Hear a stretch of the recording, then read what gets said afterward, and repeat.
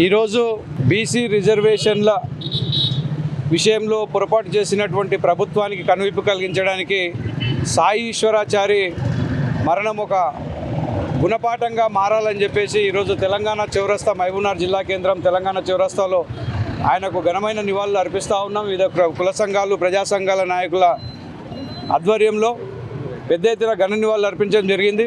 ఈ సమాజంలో ఎప్పుడు ఎలాంటి ఉద్యమాలు జరిగినా కూడా ఆత్మ బలిదానాలు కావచ్చు, మొదటిగా అమరులు అయ్యేది బీసీలే.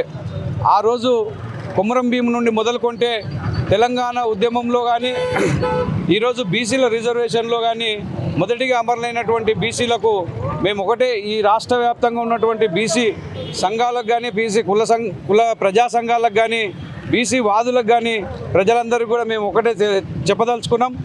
ఇక్కడ నుండి మనము ఈ సమాజంలో మనకు జరుగుతున్నటువంటి అన్యాయాలను ఎదుర్కొని మనం నిలబడి కలబడి కొట్లాడి మన హక్కులను మనం సాధించుకోవాలి. కానీ ఈ రకంగా ఆత్మ బలిదానాలు చేసుకుంటే మనమే నష్టం ఏర్పాటు చేసుకునే వాళ్ళం అవుతాం. కనుక ఆ విధంగా కాకుండా వచ్చే రోజుల్లో ఖచ్చితంగా మనకు రావాల్సినటువంటి రాజ్యాధికారం ఏదైతే ఉందో మనం ఆ దాన్ని గుర్తించి ఆత్మ బలిదానాలు కాదు, మాకు రాజ్యాధికారం ముఖ్యమని చెప్పే విషయాన్ని మనం ఈ ప్రజా సంఘాల నాయకులందరం కూడా రేపు ప్రతి ఒక్కరు చర్చించుకునే విధంగా ఉద్యమాలు చేపట్టాల్సినటువంటి అవసరం ఎంతైనా ఉందని చెప్పి తెలియజేస్తూ ఉన్నాం.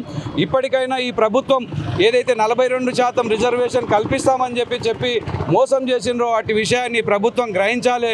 ఇప్పటికైనా బీసీలకు న్యాయం చేసే విధంగా వాళ్ళ పావులు కదపాలి. లేకుంటే రేపు జరగబోయేటటువంటి అన్ని రకాల ఎన్నికల్లో, రేపు జరగబోయేటటువంటి సర్పంచ్ ఎన్నికల్లో, ఆ తర్వాత వచ్చేటటువంటి అన్ని రకాల ఎన్నికల్లో, సాధారణ ఎన్నికల్లో, ఎమ్మెల్యే ఎంపీ ఎన్నికల్లో కూడా ఖచ్చితంగా గుణపాఠం చెప్పాల్సినటువంటి పరిస్థితి ఏర్పడుతుంది. కనుక ఇప్పటికైనా ఈ ప్రభుత్వం, రాష్ట్ర ప్రభుత్వం, కేంద్ర ప్రభుత్వం వెంబడే స్పందించి బీసీ రిజర్వేషన్ల పైన ఒక ఖచ్చితమైన నిర్ణయం తీసుకొని బీసీలందరికీ న్యాయం చేయాలని చెప్పేసి, లేదంటే రేపు రాబోయే రోజుల్లో పెద్ద ఎత్తున ఉద్యమం చేపట్టి ఉద్యమాన్ని తట్టుకునే విధంగా వాళ్ళు నిలబడకపోతే వాళ్ళ ప్రభుత్వాలు కూలిపోతాయని చెప్పేసి ఈరోజు ఈ కార్యక్రమం ఈ తెలంగాణ చౌరస్తా నుండి హెచ్చరిస్తూ ఉన్నాం.